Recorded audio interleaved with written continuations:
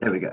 Can you see All it right. now? Yeah, I see Okay. it now. I've Thank got you. to go. I've got to go and have a look at it because I have it set up to record automatically, and it seems to not always do that. Okay. Okay, so here we go. The screen again.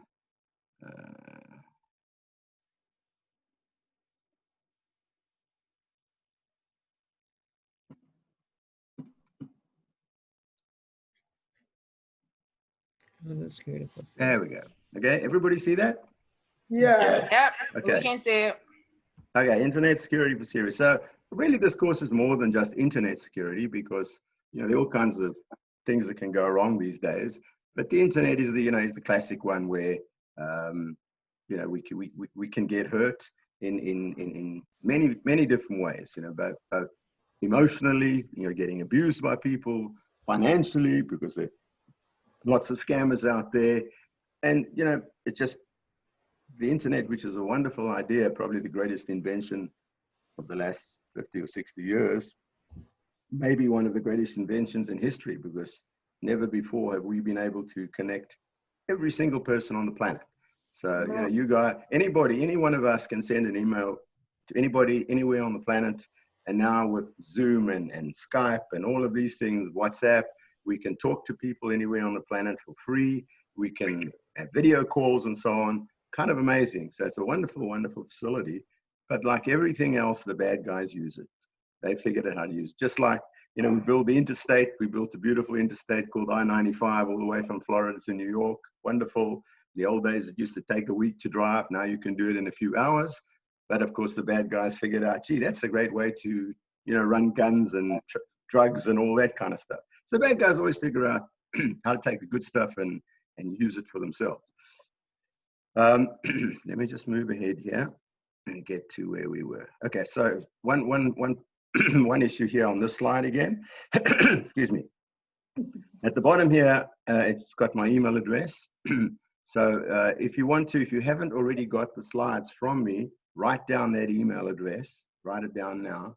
Jeff _ unfortunately it's an underscore, Kalwerisky, KALWERISKY @earthlink.net.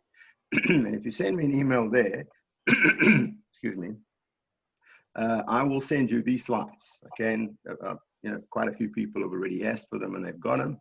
If you don't have the slides, then just send me the email after the session and I'll get it for you. And then you can use it to review, you can use it to print out and read, make notes on. It's probably the best thing, you know, place to make notes while you're listening to the class is to make notes directly onto the slide. Because I do say a lot of things that are not in the slides, you know, in response to questions and what have you. So just remember that, Jeff _ not a dash, but the underscore, Kalwerisky @earthlink.net. And I promise you that I will send you the slides. So again, I said, you remember we asked this strange question, who am I and why am I here? You know, repeating that weird guy, Stockdale, who was a terrible VP candidate and got blown out of the water way back in '92. But really, I mean that kind of seriously. Who are we and why are we here? So obviously, again, just summarizing what I said last time, I'm not going to do it all again. You know, we are seniors. We tend not to have as much technical skills as the younger people. We have been around a long time, so we're not stupid. And so whenever I hear people say, well, I can't do that, I'm too dumb, let me ask my grandchild, right? My 14-year-old grandchild will explain to me how to use my iPad or how to use my iPhone. That isn't actually true. You are just as smart as they are. And it's just that they grew up with this stuff and we didn't. So I always use the example, imagine, excuse me, let me just, imagine that think of your great-great-great-great-grandfather back in the, I don't know, the 1870s. He may have been a farmer, he may have been a businessman, he may have been a lawyer, he may have been a doctor, he may have been a politician, maybe he was just a worker on a job, doesn't matter. And if you could bring him magically from 1875 or whatever back to today, let's say you could magically do that. I would love to be able to do that. And you showed him your car. Well, first of all, would he know what it was? And secondly, would he be able to get in and drive it? Well, obviously the answer is no to both questions. He have no idea what this big piece of metal is. And he certainly couldn't get in, turn it on, put it in gear and drive off. Now, was he too stupid to understand what a car was? No, never saw one, didn't grow up with it. You did. So to you and me, a car is an absolutely nothing thing, even though it's a technological wonder in its own right. But it's a nothing thing because we're used to it. We grew up with it. Whoever's got the back, please can you mute? Would everybody just mute their microphones just so we don't get background noise? Thank you very much. So that's the same today. I say, you know, the reason that your 14-year-old grandchild, or sometimes even your 5-year-old grandchild, knows more about the stuff than you do is because they grew up with it. Dorothy, would you mind muting your mic if you don't mind? Just everybody keep it on mute and we don't get any background noise. So that's the issue we should always say is I just don't know a lot about it because I didn't have this in high school. I didn't have social media when I was at college. You know, we were, yeah, it was a completely different world. So we understand then that those are our weaknesses. We have some positive traits. We tend to be a bit naive, right? We believe things because we grew up in an era when, you know, people mostly told the truth, and we tend to obey authority. So if a cop stops us and says, "Can I see a driver's license?" we're probably going to show it to him. Or, you know, the IRS writes you a letter, you're not going to, you know, scream and shout and go and hurt somebody. You're going to answer it politely. So the bad guys have realized these things as well. Sometimes we're also a bit lonely, especially now when we're all cramped up in our houses. And the internet's a fantastic way to connect with people, whether it be people that you already know or new people that you don't know. It's really an amazing way to do that, you know, using the internet. And again, those are positive traits, but, you know, the bad guys are going to try and use it against us. So I'm just going to move on quickly here. Okay. And be sure that really, you know, they say all the bad things I hear regarding the internet. They're targeting seniors. Why do they target seniors? Anybody know why they target seniors? The bad guys in general are not targeting your 13-year-old grandchild who's much more on the internet than you are. The answer is very simple, obviously. They ain't got no money. They ain't got no money, right? Well, what's the point of going after a 13-year-old who's got a $10 a month allowance, if anything, right? They ain't got no money. Yeah. Now, it doesn't matter how much we've got. They know we're retired, so we've got a few dollars saved up. And whether it's $1,000 in your saving or $10 million in your saving, and I hope everybody's got 10 million, it doesn't matter. They're going to take it, right? Because they realize that, you know, they can use those good traits against us. If they pretend to be helpful, we will tend to be nice to them, right? And obviously, the goal is to get to your Social Security, to clear out your savings, make fraudulent purchases with your credit card, and so on and so forth. But most of all, what these guys are trying to do, if they can, is steal your identity. And that's a crime that didn't exist 20 years ago. How can I steal your identity? What, could I get inside your skin and become you? Obviously not. But today you can, because all I need is your Social Security number and a few passwords to websites and your account number at the bank and whatever, and I can pretend to be you. And I can either withdraw the money from your bank account, or I can go to the bank, pretend to be you, the mortgage company rather, buy a house and get a mortgage in your name, take out the equity and a loan, and then head for South America or wherever I want to go live a life of luxury with your money. So there, in the third world today, there are a lot of people who are very rich. And they got rich by preying on people like us, right? There are lots of gullible people. And, you know, none of us should say, I'm not that stupid. I don't even say that. And I've been doing this for a long time. I know I've got to be on my guard all the time. Because there's one guy out there who's smarter than me. Many of them are smarter than us. If they would use their talents to get a real job or start a company, the world would be a better place. But they choose not to. Because, you know, who wants to work hard on a job when I can scam somebody like you, and in 15 minutes, I can get $1,000 out of your account or buy stuff with your credit card or whatever. It's a lot easier to do, a lot more fun, I guess, than to have to work on a job. So bear that in mind. Never give them an opportunity to even reach you, to get near to you, right? You want to keep them away. And so I'm going to teach you, on the other hand, you know, what their strengths and weaknesses are and how we can defend ourselves. So I'm just skipping all these slides because I went through them last time, but this is the one that I always want to bring up. Advice from the past. So this guy here, this handsome fellow with a strange hat on, he lived in the 5th and 6th century BCE, a long, long time ago, 2,500 years ago in China. His name was Sun Tzu, and he wrote a book called The Art of War, which is still in publication, and the military still use it. At West Point, they read this book because he gave such great advice of how you fight a war.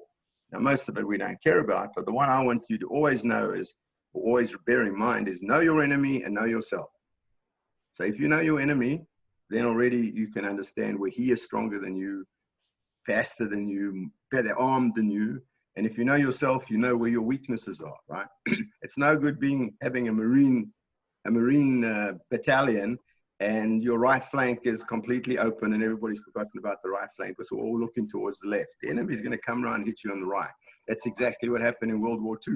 You know, France built this giant they call it the Maginot Line, massive, battalions and guns facing outwards against the Germans. And the Nazis just went round it. They went through Belgium, came around the side, and that was the end of the Maginot Line. It cost billions and it was worth nothing. They hadn't said, do we know ourselves? What are our weaknesses? They just said, we built this impenetrable line. The Germans are never going to get to Paris. And within a few days, the Germans were in Paris. Right? That's a really sad story. And, it's happened time and time again. So we need to know that know what your weaknesses are. And I'm going to work on some of those, and what your strengths are.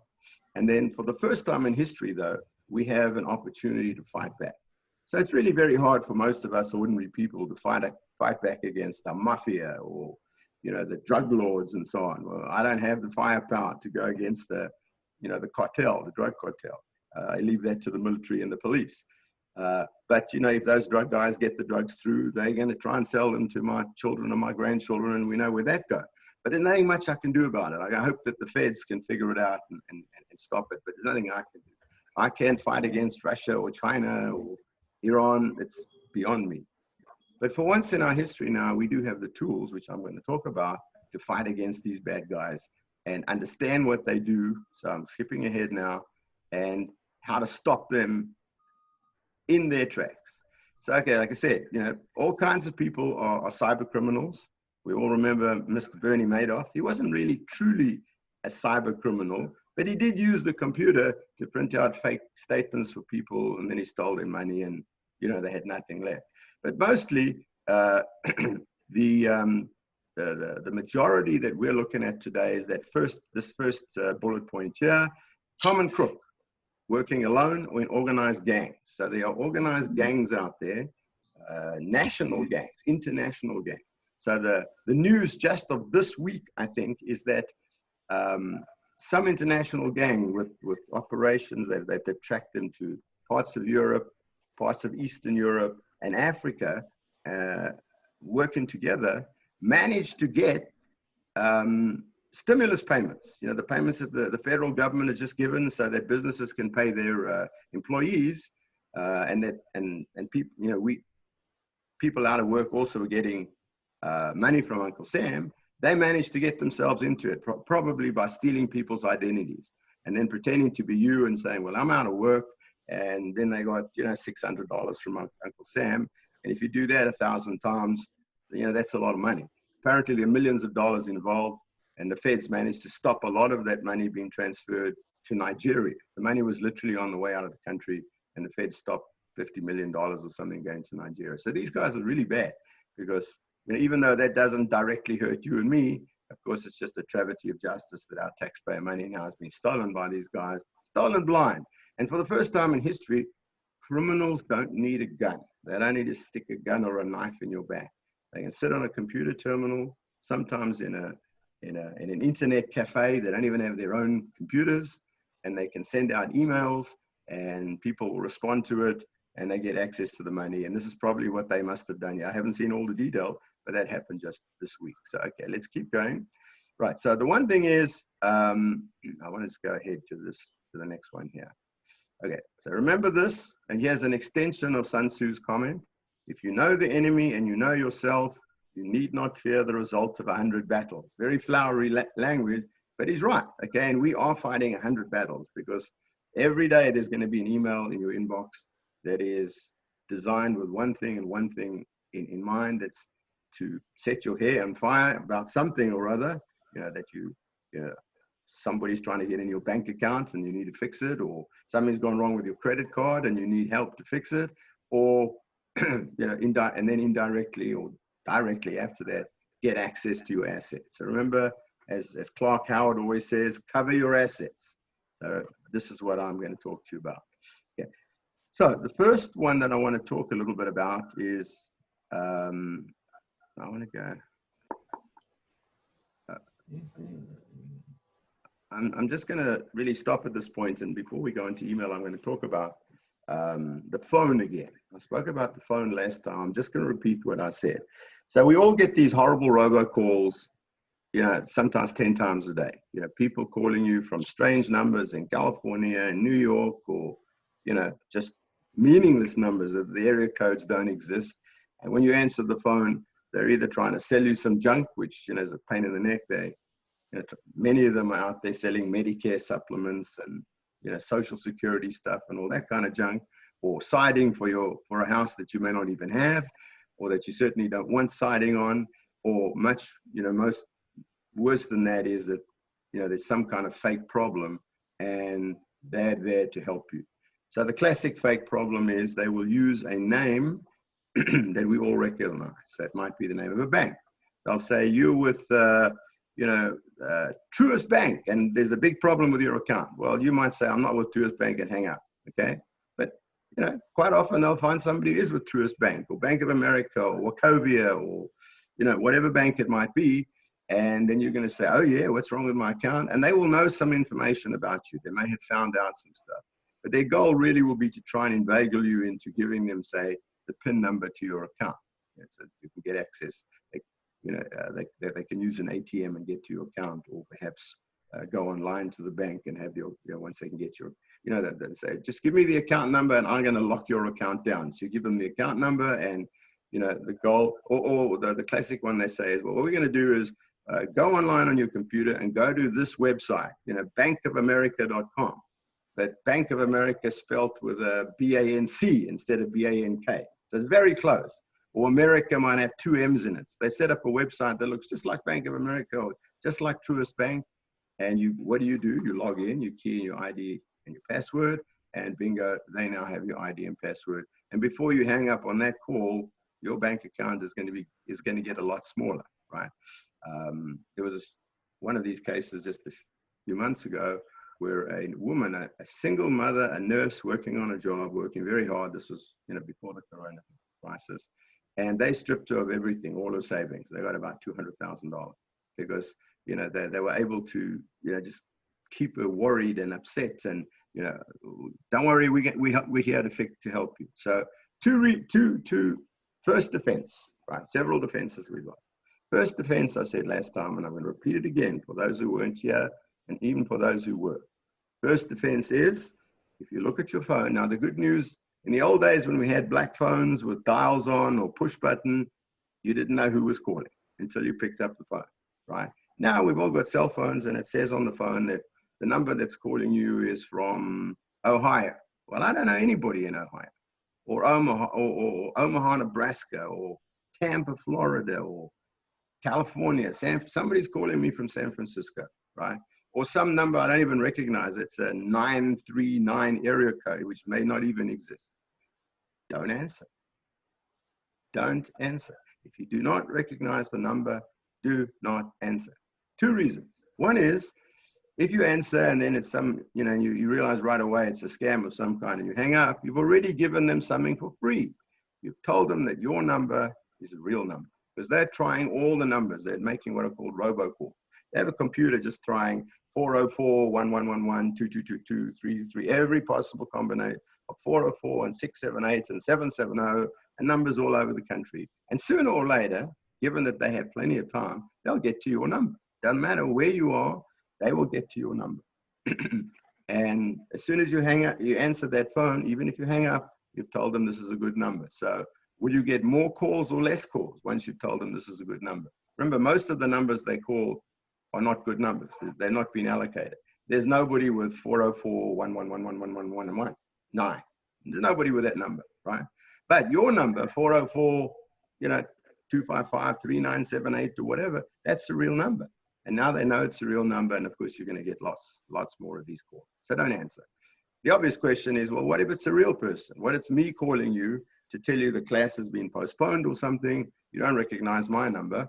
Well, if it's a real person, it's a new doctor calling you with a test result or whatever it might be, an honest person will leave your name, leave your message, right? So you look at your messages, there's a message from, 404, blah, blah, blah, blah, blah, which you didn't recognize. You listen to the message, it says, it's me, it says, I'm Jeff, and I'm telling you that our class has been canceled, or we're starting an hour late, or whatever the information might be, or your doctor, it's a new doctor that you didn't recognize the number, and we're calling you to give you your test results, or whatever, right? No problem. You'll call them back, and so you delayed 5 minutes of getting that information. But they didn't get anything. So when you didn't answer, they don't know now whether your number is just an unallocated number, AT&T or Verizon or whoever have never allocated a number, or that it's, it's a real person, but you didn't answer. They don't know the difference. And so the chances are they won't call you many times more because they have got no information out of you. If you are so unwise as to answer, hang up fast, right? They will always use well-known names, as I said earlier. Bank of America, Microsoft. This is Google calling. This is the IRS calling, right? Why do they use those names? Because we recognize them. So if they told you that this is McAfee security calling, you say, who the hell is that? Because you've never heard of maybe McAfee as a true internet security company. So most people are going to, I don't know who the heck you are. But when they say this is Google calling, or this is Microsoft calling, we all know Google, we all know Microsoft. My wife got that not long ago. This is Microsoft calling. Very nice guy, well-spoken guy. We found you have a terrible virus on your computer, and we're here to fix it for you, right? It will be free. This is a service. Well, that's, if you actually even give it a moment's thought, that's like Kroger calling to tell you that you have a virus on your computer. You say, what are you talking about? Kroger's not in that business. Kroger sells grocery. Well, Microsoft's not in that business either. And Google's not in that business. They're in the business of making software. But they know nobody has ever heard of, say, McAfee Security or, one of the thousands of security companies. But in any case, a real security company isn't going to call you for two reasons. First of all, there's no way they know that you have a virus on your computer. So people think, well, the smart guys out at Microsoft and Google and even the CIA, they can see in my computer and they know I've got a virus. Baloney, right? They can't see in my computer any more than I can see into your bathroom, right? They can't. There's no way they can get in. So people believe that, and then you start the conversation, and they tend to be very, very good. So don't do it at all. Don't talk to them, right? I mentioned last time, a good friend of mine just a few months ago, right before the crisis, got one of these calls. He literally had already gone to Target. They knew where he was, and they directed him to the Target on Roswell Road, because he lives in Sandy Springs, not far from me. And he'd already gone there and bought gift cards. And they had called and said to him, just give us the numbers on the back of the card, and then we'll take care of everything. Well, obviously, once they got the number on the back of the card, they were going to go to Walmart or Amazon.com or somewhere, buy a big screen TV set, and he would have been out $4,000. Managed to get to me in time. His wife said, you've got to call Jeff. We managed to stop it, but I'm sure they just went on to the next person and they did scam somebody out of the thousands of dollars. So don't do that. So that's number one defense. Remember that. Defense number one, if you don't recognize the number, what do? Hang up. Don't answer. No, don't hang up. Hang up means you answered it. If you don't recognize the number, Don't answer. do not answer. Let me say it again. Do not answer. It doesn't matter whether they're very clever. So very often, let's say I live in the 404-255 area, part of Sandy Springs. So 404 Atlanta, 255 is, North Atlanta, around here, Sandy Springs. So you may see a number, I might see a number 404-255-1763. Oh, wow. There must be somebody in my neighborhood. One of my friends calling me, one of my neighbors, somebody's in trouble. Baloney, the guy's calling you from Nigeria or Kyrgyzstan or Russia, right? But they're calling you on a Google number and they can fake the number. So don't even look at the number. Even if the number looks like the IRS number, don't answer it. First of all, the IRS will never call you. So we had this where they called us and they told my wife that my daughter hadn't paid her taxes and they were coming to arrest her. Well, you know, they don't do that. The IRS don't call you. They'll send a letter, and certainly the IRS doesn't come to arrest you. If you don't pay your taxes, that's for the courts to decide, right? They'll take you to court. But it's very scary. You know, your child is going to go to jail, right? You know, I took over the call, of course, and I had some fun with these guys, and I don't think they liked what happened. I don't advise you to do that, right? Do not do that. Do not talk to them. So if you don't recognize it, let them leave you a message, right? If they say, if the message is, well, we're from Truist Bank and there's a problem with your account, crooks have broken into your account, what do you do? And they say, please call back 1-800, whatever. Don't call that number, because that number is going to them somewhere in Nigeria or Afghanistan or Kyrgyzstan or some terrible place that you can't get to. Look on the back of your credit card and find the number, or go online and you call them. So when you look online and you see that your bank is 1-800 Bank of America, 1-800 Truist, or it's on the credit card, they will say to you, we didn't send you that. Sharon, you had a question. Yes, please. Thank you for doing this, Sure. Mr. Kalverisky. No, Mr. Kalverisky. Okay, Jeff. I'm Jeff, right? That was my father. Sometimes you have a feeling and you actually answer it because you just have this feeling, and it is somebody important. Either it's a good survey that you can make some money off, or it's your doctor. How can we get the doctor to have the number say the business name? Well, it might, but sometimes it doesn't. I got a call actually from Emory the other day, Emory from St. Joe's Emory. They've done some blood tests and they're calling me back. And it was some other number. It might have been a nurse on a cell phone or something. It doesn't matter. Let them leave a message. So I didn't answer. I didn't answer that. But a doctor won't leave a message. Now, see, I had a message there. I played the message and it said, this is Nurse Smith at Dr. So-and-so's office, and we're calling to the doctor wants to give you the results of your blood test. Now, I didn't call back that number.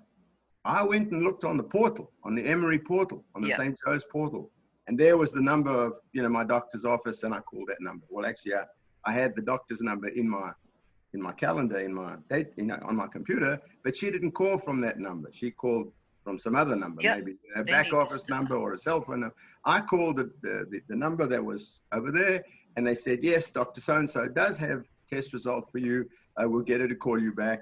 And then I knew that within a couple of minutes, a real doctor was going to call me. Jeff, my doctor won't leave a message unless you've given them prior authorization to do that. So give them prior authorization. Okay. But most doctors, there's no reason why they shouldn't leave a message. Now, they shouldn't leave a message with sensitive information like the results of your tests, right? But there's no reason why they can't leave a message that says, this is Dr. Smith's office, and please call us back, in our office hours, which is 7:30 to 3 or something like that. No reason why they couldn't do that. So if doctors are saying we won't leave that kind of message for you, you need to tell them that that's not right, right? They obviously don't want them to leave sensitive information because someone else might hear the message. You just want to know that it was really Dr. Smith calling. And by the way, are you expecting a call from Dr. Smith? If I get a call from some Dr. Smith that I never heard of, right? A foot doctor. Well, I haven't been to a foot doctor in years. Why is he calling me? That's already suspicious. But I know who Dr. Smith is because, she's my oncologist, or she's my cardiologist, or my hematologist, or whatever, he or she, and I will call them back. So again, use common sense. Am I expecting a call from this doctor, right? Like I say, if it's somebody that you really do know, like your bank or your, something sensitive, the Social Security Administration, then simply find the real number and call them yourself. And the first question you ask is, did you call me? And I guarantee you 99 times out of 100, they will tell you that they didn't. Thank you. Because they don't do that. It's very inefficient for a bank to try and call everybody, right? Even if there's a crisis. Now, sometimes you may get a call. It happened to me one time on a Sunday. I got a call from Visa, from the credit card company. I didn't answer, got the message, called them back. and somebody was using my credit card in Florida, and they asked me, are you in Florida buying a TV set in Miami? And I said, no, I'm in Atlanta. Aha, they said, we thought so. And they stopped the transaction. So some guy had stolen my credit card number, and I had to get a new one and all that junk. But at least I didn't get ripped off. But I also didn't take the risk of having anybody, you know, talk to me. You don't want to talk to these guys. You do not want to talk to them. Okay. By the way, that, you know, everybody, notice at the bottom of the screen, you'll see there's a button where you can raise your hand. So if you've got any question or anything, just jump in. We've got plenty of time. I really don't mind it. Okay, so that was the first defense. I said defense number one. And that's probably good enough to protect you against most telephone scams. The second one, which is even better, is that for the first time in history, we now have a weapon. So, you know, when the guy in this, you know, when I'm walking downtown Atlanta at midnight and the guy walks up behind me and he's got a 45 and he sticks it in my back, well, unless I'm a Marine, there's not much I can do about it, right? We do have, now we have better than a 45. And it's this thing here. What is this thing? It's the phone, right? Now, this isn't a phone, as I always say. This thing looks like a phone and I make calls on it, but this thing can actually do 1,000 different things, as we do in our Android class or our iPhone class. It can do 1,000 things, only one of which is making calls. So if it can do 1,000 things, one of which is making calls, it seems kind of silly to call it a phone. But in actual fact, we do. But the more important thing is that it's a very powerful computer. And now that I have this powerful computer in my pocket, or my iPad, which is just even more powerful computer, I can fight back. And so the way we fight back is we use software. And there's software out there that people have produced that allows you to fight back. And the one that I wanted to tell you about, I told you about last time, is called Hiya. There are many of them out there.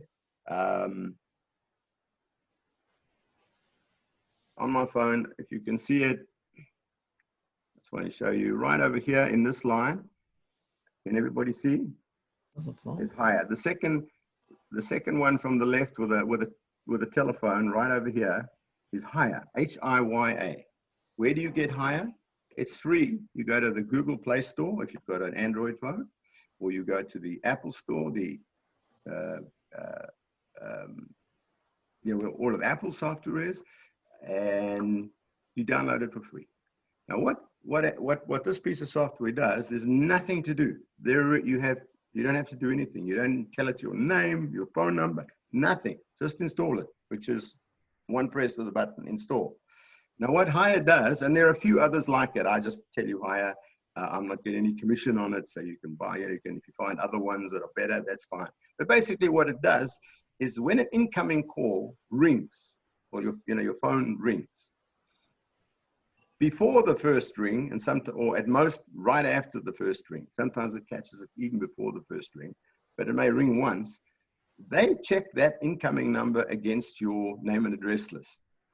So all your names and addresses that you've got in your phone, it looks through. If it finds the number, doesn't matter whether it's somebody's cell number or their business number or their home number. If it finds that number anywhere, it just ignores it. The call goes through, your phone rings, you pick it up, and it's your daughter or your husband or whatever, right? Somebody you know.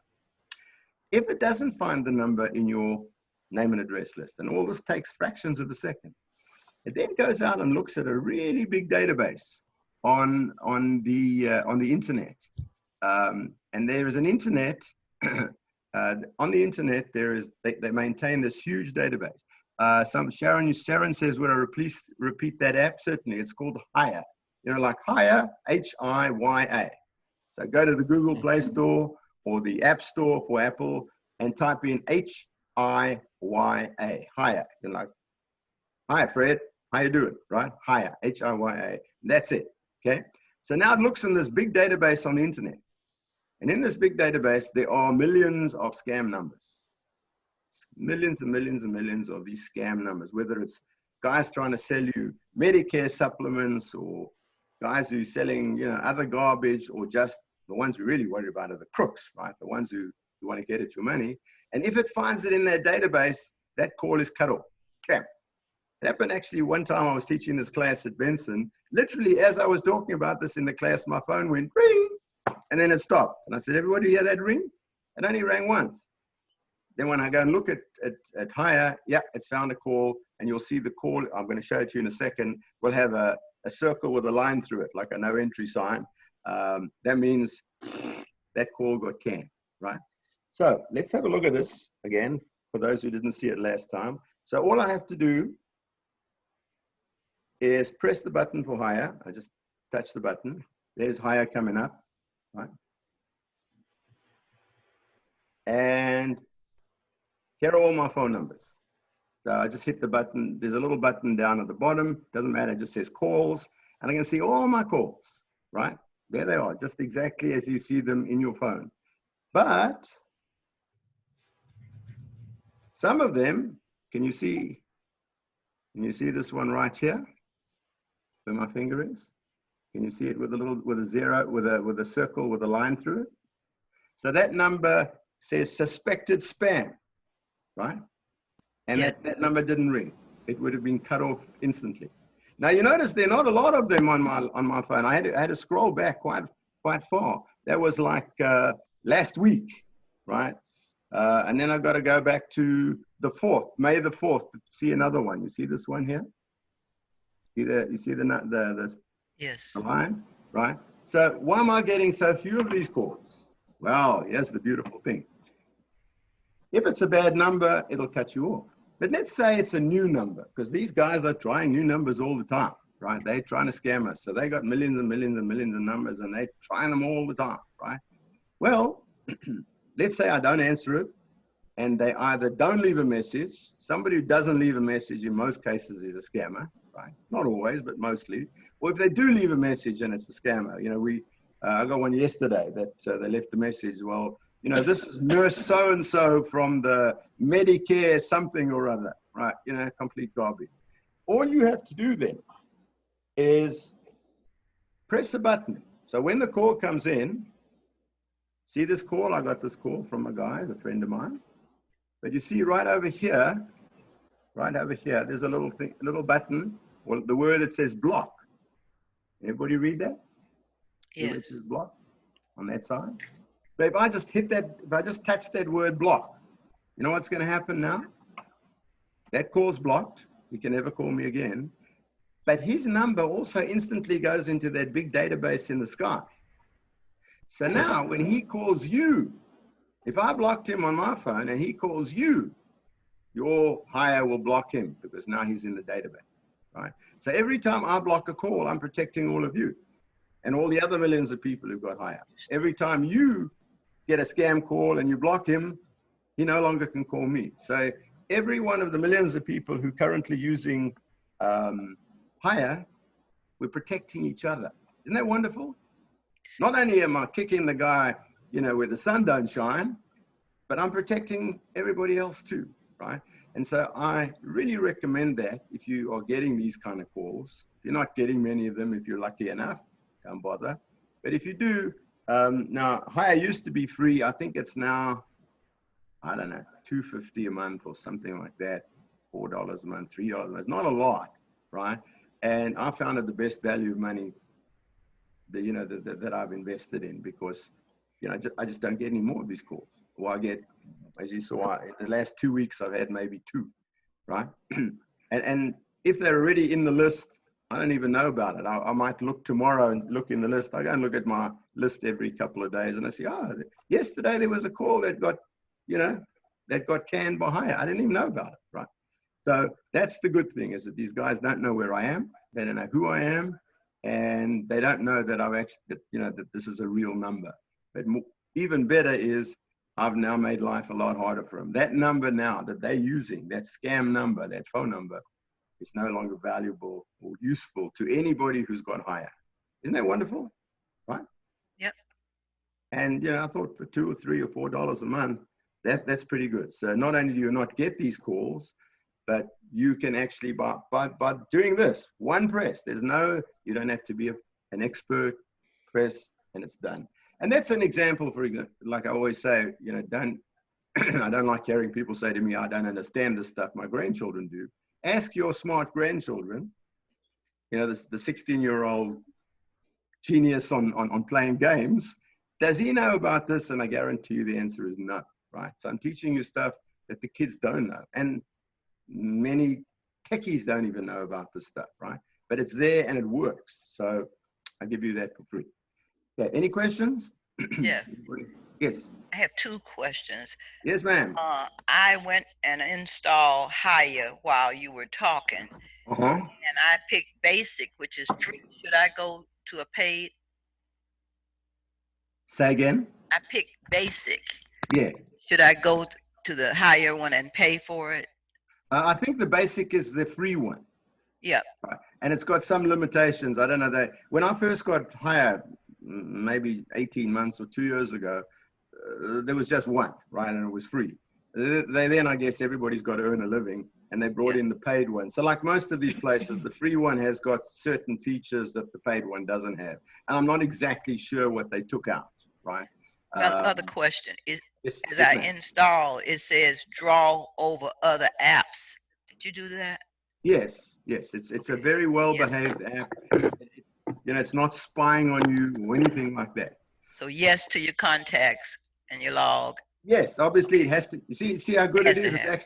It's actually asking you for permission to look in your contact. If you say no, it won't be able to work very well because it can't see the numbers that are your friends or people that you. It needs the contacts. Myrtle, you've got your hand up.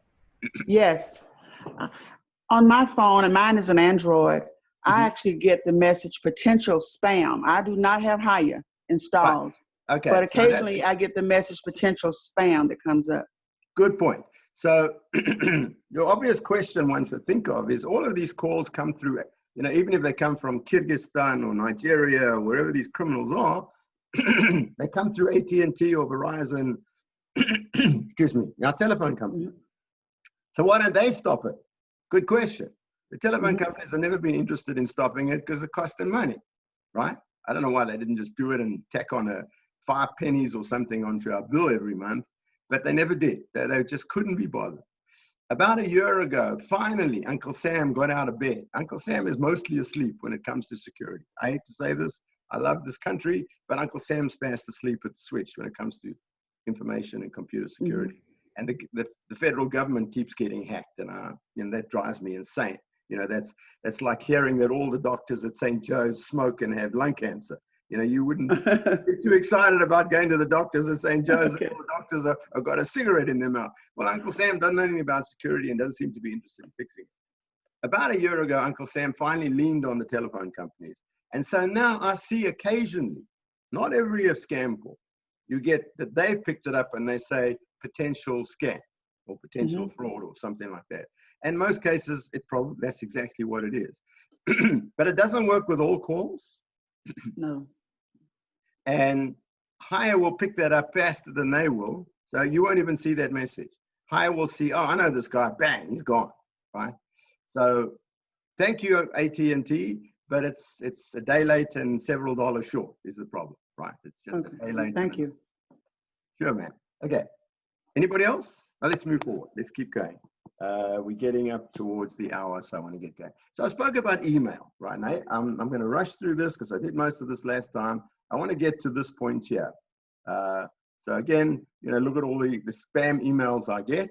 And what I showed everybody is most people don't look at the email very carefully, right? They don't look at, we used to email, it just kind of works, right? But we don't even kind of look at it. But here's spam for my inbox for one day. Well, it's only a fraction of it. I couldn't get it all on the screen. But what I wanted to show you is all garbage stuff. You can see the subject on the right. Cannabis chewables, bladder improvement, get $5,000, natural CBD oil, lose 9 pounds, blah, blah, blah, blah, blah, right? Okay, all garbage advertising. But it's what interesting is if we look at the addresses, the email address on the left. So let's look at the first one. The first words, cannabis relief, is just, they can put anything they like. It's like your nickname. Your name is Mary, but your nickname could be, you know, Cutie Pie. You can have any nickname you like, right? That's the nickname, right? So they can put anything they like in there. What's really important is here between these 2 angle brackets. You see the left less than sign and the greater than sign, the 2 angle brackets. That's the actual email address. So, and the email address is composed of 3 parts. There's those first 2 letters, then there's the @ sign in the middle, you see the @ sign, and then what we call the domain afterwards. So before the @ sign is the person's name who sent you this, or the department. So you might get an email from Amazon, and it might say Amazon marketing or marketing at Amazon.com. So this bit after the @ sign is, we call it the domain, is the name of the company that sent it to you, or the name of the internet service provider that forwarded your email. So when you get an email from gmail.com, that's somebody who has an account with Gmail, which is Google. In my case, you would see earthlink.net. Earthlink is just my ISP, my internet service provider. So you can see here, we've got news, we've got garbage in the front, right? Then we got the @ sign, then we got the cessweb.org. Okay.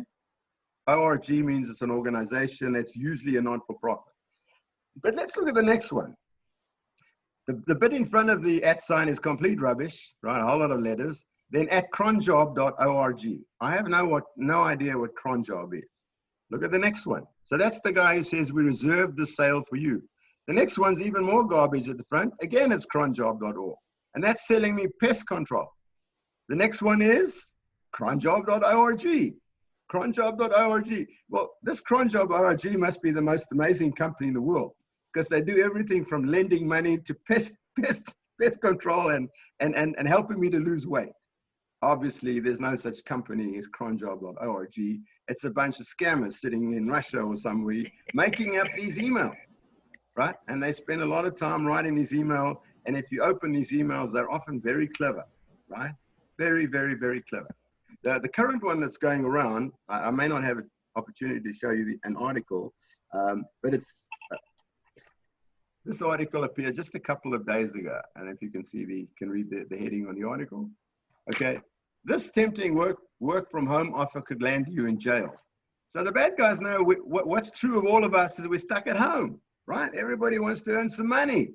Well, we have a great job for you for working at home. You just have to, do this and that and the other, and we'll pay you $5, $12, $27, $32 an hour. They're scammers, and they want to use your bank account to move illegal funds around. So basically, your job might be to transfer money back to somewhere. But as soon as you do that, you have now become part of an illegal money laundering operation. So not only will they figure out how to scam you, but you might get arrested, right? If they catch these guys, you are going to be part of the scam. So watch out very, very carefully. If you get anything that, work at home and earn good money, don't look at it, right? So again, unlike the phone where I say don't answer it, these emails you can open. You can click on the email. I generally don't recommend you do it, but if you click on the email, you're okay. What is going to happen is that inside the email, there will be a link. So let's just move forward. Okay, so let's look at a header, and then we'll see where the bad stuff comes. So again, most people don't know this, but it's a simple fact. An email consists basically of a header and then a body. So the header looks like this, and it may be slightly different if you're with Gmail or Yahoo, but the essential information is always the same because the underlying email internet is the same, right? Just like it doesn't matter whether the parcel gets delivered to my house by the US Postal Service or by Amazon, it's a different truck, but I get the same box that lands up outside my front door. I don't really care whether it came in an Amazon van or a UPS van or a USPS van. Same here. The underlying structure is exactly the same, even though it may look a little different to you. So you've got a from, see here, now, from it says Amazon.com, but between those quote marks, doesn't matter what it is, that's like a nickname. Here we have, between the brackets, store news at Amazon.com. So that's the actual email address it came from. I know that this email came from a company called Amazon.com. Do I trust them? Yes, I do. Is this a good email? Is it safe? Yes, it is. But be very careful because these guys are smart. They may have spelled Amazon with 2 M's, right? Or they may call it AmazonX.com. They made some small change. So read it carefully. Then there's the 2, that's me, right? Went to my email address. And the scammers, they've got plenty of lists of your email addresses. Our email addresses are being sold left, right, and center across the criminal world. So there are millions of people that you don't like or don't want to know who have your email address. But that's not a problem, right? An email address, they can't do anything with it except to send you scam email. Then there's a subject, right? Which, you know, can be anything they want. And then there's the date and when the email was sent. So this email was sent and I received it on December the 17th, 2019 at 9:49 a.m. Okay? All emails are like that. So even those yours may look slightly different on your Gmail or your Yahoo or your AOL mail, AOL.com, that's exact same information as there. Then the email has a body. So it's got a whole lot of text. It has a whole lot of text, no matter what it is. And the one I wanted to point out, this line here that's blue with an underline. So anything that's blue with an underline was a brilliant idea that came out with email. Instead of just being able to send you an email and then you have to do something, they can put a link in the email. So this thing here is called an internet link or a hyperlink. They call it a hyperlink. And you can see it's an email address. Forget about the stuff on the left, but from the / on it says trustedidpremier.com/ and then a whole bunch of stuff. So the name of the company that really, the place they want me to go on the internet is a website called trustedidpremier.com. I happen to know that is part of Equifax, and I trusted it. Well, Equifax dropped us all in the you-know-what, didn't they? When they lost all our social security numbers and that, and I won't forgive them for that. But I know that Trusted ID Premier was a site that they set up after they got hacked to try and make things good for us, where they monitoring your credit and all that kind of stuff. So the issue here is do not ever click on a link, ever, right? So this was a bad thing that Equifax did because they put a link in here, right? Now, I am, and you now know, we can look at that and see that this is a good link. But very often the link will be to, you know, some website in Kyrgyzstan. Oh, man. And you don't want to go there, right? Sorry, did somebody say something? You don't want to go there. So again, I use the analogy. Ladies, you remember when you were little girls, what did mommy say? Mama said, if a nice man comes by in his car and he says, little girl, yeah, you want a lollipop? Get in my car and I'll take you to school. What should you do? Run like heck, right? Don't get in the car. Don't take the lollipop. Didn't your mommy teach you that? Well, believe it or not, clicking on this link is getting into my car.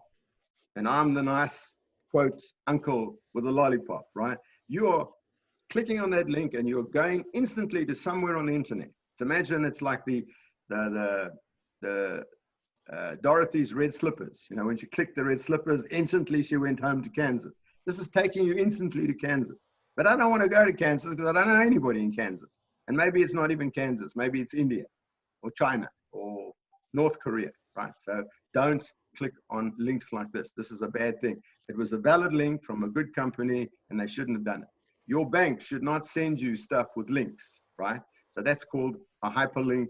And rule number 1 for email security from Jeff is don't click on any links ever, ever, ever, ever, ever, ever. I always say, if I find out you clicked on a link and you got into trouble and you come to me, I'm going to tell you to put your finger on the table and I'm going to chop it off because this is what caused the problem, right? Whether you press the mouse or you press the screen and you let them in the door, that gives them control over you. That's like leaving your front door open when there's a, you know, bad guy standing outside with a gun, and instead of calling 911, you open the door and say, come inside, Mr. Bad Guy, come and have a cup of coffee. Not smart, right? None of us would do that, but when we click on the link, that's exactly what we do. So here it is again, Amazon.com, that doesn't mean anything, that's just like an arbitrary name, a nickname. Here, you see the 2 arrows, both number 2, the 2 left and right arrow.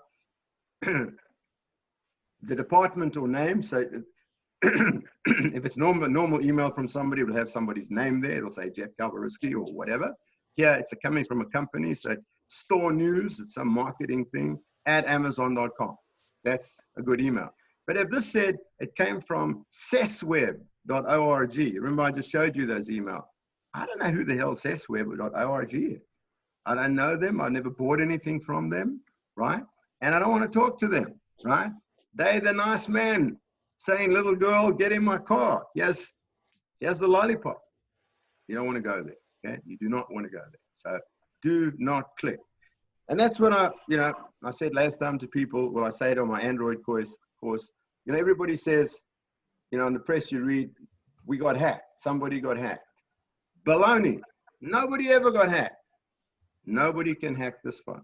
Nobody, not even the federal government, unless I open the door. So my house is, you can't get into my house. You cannot get into my house. I got, locks and guard dogs and alarms and machine guns and so on. You can't get in my house. But if I leave the front door open and go off to Kroger for a couple hours and I get back and my TV set's gone, whose fault is that, right? You did it to yourself. When you click on that link, you are leaving the front door open and you are welcoming the bad guys in. So again, let's look at this and then we'll break. So I got this exciting email offer. Yeah, take this 30-second survey. So somebody said earlier on, how do I know if I get a phone call? Maybe it's a survey and I can earn $50. Well, mostly today you don't earn money from surveys, no matter what people think, right? Most of them are junk. It's too dangerous. So there are plenty of good surveys out there, I'm pretty sure. They're trying to find out, what kind of shoes you like or what kind of computers you prefer. But most of them, the guys that the scammers have realized that's a great way to get to you, pretend. So here, choose from exclusive offers worth $50. And notice there's no link anywhere on there. There's no blue line. But what is possible is that they also put into email that this is a picture and I can click anywhere on this picture. So where it says take the survey now, if I put my mouse over there or I touch it on my phone with my finger, that will open up the survey. Well, let's take a closer look. First of all, it says here from Amazon. Ah, that sounds good. But really, I told you this, what's in front there doesn't mean anything. They can put your name there, right? Doesn't matter. Let's look between the brackets. 5NTC GC72, complete garbage, right? Doesn't mean anything. It's not a person's name, it's not a department. So I ignore that. What does it say right here? It came from a company called modernstealing.com. I kid you not, I really got this. I love it, right? These guys have got a sense of humor. They're telling you, they're pretending to be Amazon, but they really are modernstealing.com. And they're quite open about the fact that they want to steal your money, right? Why do they not even bother to disguise that? Who knows? You think that's stupid. If a guy's walking around the street with an AK-47, he's going to try hide it. Do you remember in the early days in the 1920s, they just put their guns, their Sten guns inside a violin case. Remember the mafia guys always carried a violin case. Why don't they do that? Why don't they hide it? Because nobody looks. Nobody bothers to look. They know that. So why bother? Why do they want to give themselves trouble? How many times have any of you really ever looked at that? It's only a weirdo like me that goes and does that thing because I'm paranoid. And they say the paranoid survive. Or as I usually ask the class, on a scale of 1 to 10 of paranoia, where does Jeff rank? The answer is 12. Right? The answer is 12. You want to go. Wait, I'm listening to this class. It's not over, but I'm going to stop it. I'm right. going to get ready. Okay. So, I'll call you back in a minute. Okay, so again, look at the bottom. Again, you'll see at the bottom, it says take the survey now, and there's also the unsubscribe. Now everybody sees the unsubscribe. Now that's a very clever trick. They put unsubscribe. So we think, I'll click on the unsubscribe and they won't call me again. Somebody, I'm getting background noise. Can you please mute your phone? Mute your microphone. Most good companies are supposed to have an unsubscribe. And it means I don't want to hear from you, Amazon, again, or I don't want to hear from you, Walmart. Somebody, will you please mute your microphone? I'm getting background conversation. Thank you. Now, these guys are crooks. So do you think that unsubscribe is going to get you more garbage or less garbage? You're going to get more garbage because you've just told them what? This is a good email. There's a person behind this email who can click on links. So guess what's going to happen tomorrow? You're going to get more of this garbage, right? Because they know. So again, rule number 2, don't click on unsubscribe unless it's a real company you know. You know, if you're getting emails from Best Buys, you know, bestbuy.com and you know who they are, and you click on the unsubscribe, they will stop sending you because they're an honest company, or Walmart or Amazon or whoever. But these guys are not real guys. This is not Amazon that you're talking to. This is modernstealing.com. You see that? Okay. Sharon, question? Sharon? Sharon, you raised your hand. They call Okay. She know her 'cause she did. Yeah, you mute administrator, because it's Okay. distracting. Say again? Could you mute administrator? Well, I don't know who's doing it. Oh, yeah, I think that's, Is yeah, that- there we go. Okay, that's who it was. You're quite right. Okay. All right, so we're nearly done. Let's just finish this there. So really, what do you think they're trying to do? And this is a perfect analogy. You know, here's the guy with his laptop, and the hand is reaching out to get what? His wallet, okay? And they want your wallet, okay? They call this phishing, PH instead of F, phishing. And basically, you know, this cartoon shows it. There's the phishing line, but where's it going? Straight into your pocketbook, right? That's what they want. They're not your friends. They're not going to give you $50. They're not going to give you $500. They're not going to give you $5,000. And they aren't going to give you a 12 or 15 or 27 dollar an hour job working from home, right? They are going to use you either as part of their criminal network, like that scam I've just shown you, or they're going to get at your bank account. So, yeah. So there it is. Rule number 1 of internet security. Never, ever click on a link in an email. Do not do it. Don't click on a link. You get a link, an email from your bank that says there's a problem with your account. Click here and we'll help you fix it. Do not click on the link. Remember that Jeff will chop that finger right off with my rusty knife, because that finger will get you into big trouble, right? It's like the coronavirus. I don't wear a mask. I don't wear gloves. I don't care. Well, you know, because I can't feel the virus. You know, when it gets into me, I don't feel anything. Same here. When I click on the link, oh, nothing seems to happen. Unfortunately, once you've clicked on the link, you've opened that front door. And not only have you opened the front door, you put a sign outside on your mailbox saying, I've gone to Kroger, I'll be back in 2 hours, right? And the front door is open. You know, if you want to leave your front door open for your kids, you wouldn't go put a big sign up on the mailbox saying to your kids, the front door is open, I'll see you in 2 hours. That wouldn't be a smart idea. Clicking on the link is exactly the same as doing that. Myrtle, I'll answer your question and then we'll break for the end of the session. Myrtle? Okay, a lot of our sessions are on Zoom. Is it okay to click on the link for Zoom? Okay, right. Very good question. Thank you. Excellent question. Today, we have no option but to pass these Zoom addresses across. So first of all, make sure that the email came from somebody you know. So if you get an email from Sharita or Sabrina or from me, look carefully at the address. If it's from one of us, you know it's an honest email, right? If the email comes from, you know, xyzpqr@blah.com, don't go to the Zoom, right? Okay. But if you're expecting it, because every Monday, you know, Benson sends it out, yes, and it did come from somebody at Benson or it came from me, you should be okay. But look at the address. So if you're going again after this, go and look at the email you got, and you will see that the address is Zoom, something like us.zoom.com. US for America, .zoom.com. But if it's, be very careful, you know, if it's US. Let's say it's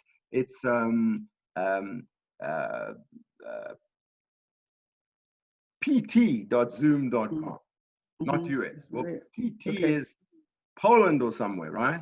Well, why would I be getting on a Zoom with somebody in Poland or God knows where, right? Or Nigeria or Timbuktu? Then I wouldn't click on the link. But if it's us.zoom.com and comes from somebody you know, it's probably okay. But you're right. That's a very good point. Thank you. Today, we almost have to click on links because that's the way we get the Zoom, you know, and you know, be very careful. You know, the one danger of clicking on any of those links is it takes you to a website that either looks like a real website, it's your bank, looks like Bank of America, they've made it look exactly the same, and they ask you to log in, so you key in your ID and password, and then they've got you.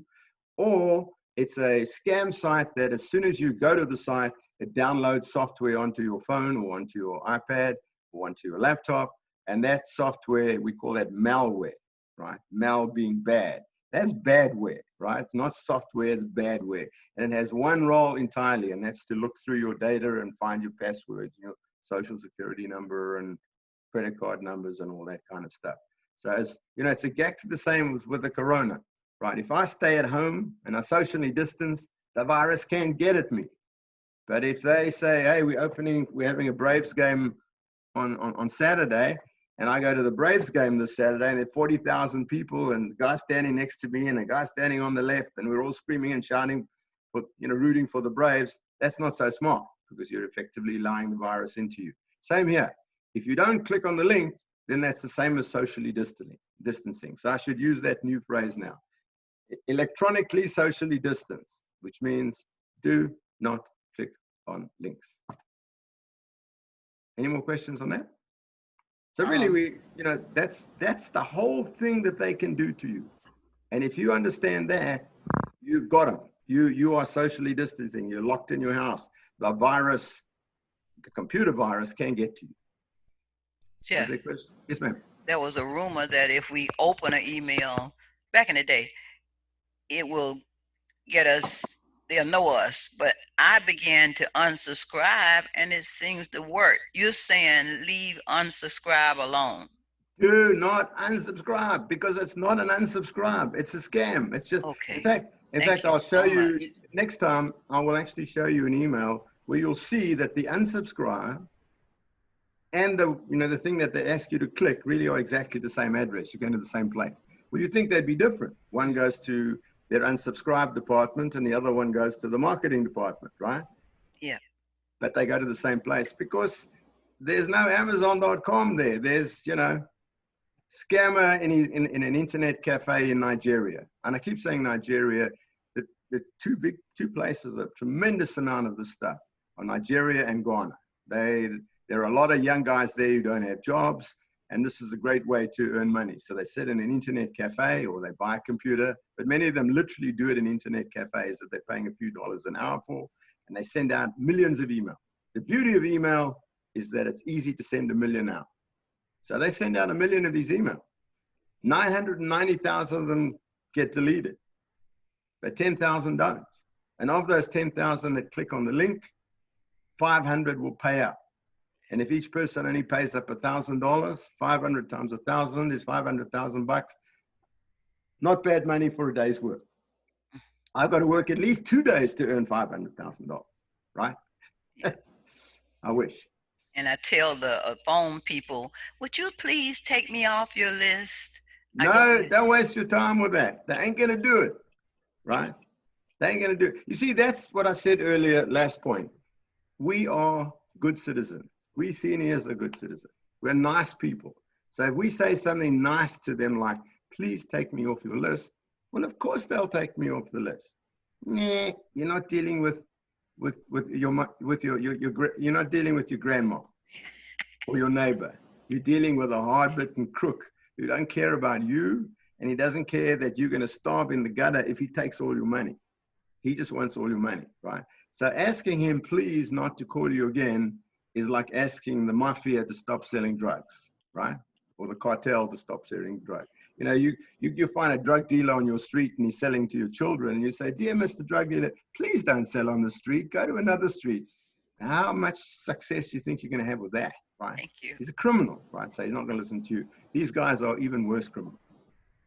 Okay, thank you very much. Like I said, send me the email. If you have more questions, email me anytime you like. And you can send questions, comments, thoughts, ideas, anything you like. If there's something I haven't covered, you can suggest it. If a question from another area comes up, like you've just said about the Zoom calls, or whether you should click on unsubscribe, and just ask me any questions. If I don't know the answer, I'll find it out. And I just want us all to be safe. I see 2 people have raised their hands. Who's raised their hand? Anybody with a question? Murdo. Oh, okay. I wanted to know, are you going to repeat this program every session, or is it on YouTube? Because I missed some of it. Well, all of these are recorded, and if you contact Sharita, she'll give you the link to where so you can get the recording.